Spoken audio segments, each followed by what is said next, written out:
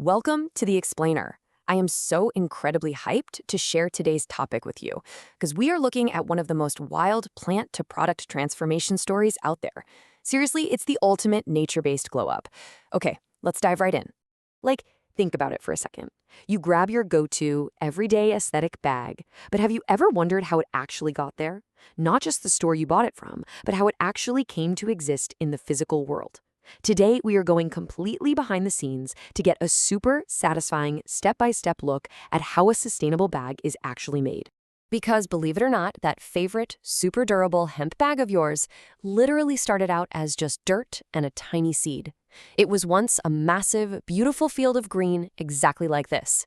It's kind of crazy to think that something we carry our laptops, our keys, and basically our entire lives in begins so humbly in the soil, right? Section 1. The ultimate green flex, why hemp wins. It all begins right here with this tiny little sprouting seed. Now, what's really cool about the hemp plant is that it's famously low maintenance. It's not one of those super fragile crops that needs constant obsessive babysitting. It practically takes care of itself. And that is exactly why it's the ultimate green flex for anyone who actually cares about the planet. Just check out these stats. Hemp grows incredibly fast. It needs significantly less water than your typical textile crops like cotton, and it requires little to no pesticides to thrive. So you're getting this high-quality material without completely draining the Earth's resources, which is a massive win. Section 2. Stalk to strong, a transformation. So remember how I said hemp grows fast? I literally wasn't kidding. It only takes about 100 days for these crops to go from a tiny seed to these insanely tall green stalks that are ready to be harvested.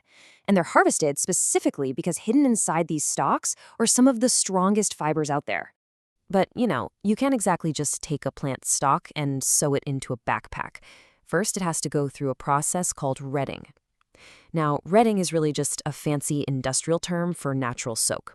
It's basically where nature works its magic to break down and separate the good stuff, the strong fiber, from the woody core of the plant.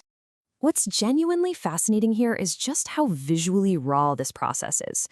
You see the stalks just laying out, soaking, breaking down. Nature's literally doing the heavy lifting here. It's entirely natural, zero harsh chemicals needed to separate that core. Once that soak is done, we hit the decorticating and hackling stage.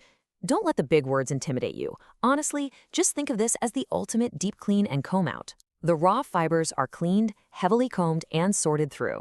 The messy raw material gets totally refined until there is nothing left but the absolute best, strongest fibers. So just to recap the sheer amount of work that happens before this stuff even remotely starts to look like fabric. Step 1, we harvest those tall stalks at the 100-day mark. Step 2, we ret or soak them to separate the core naturally.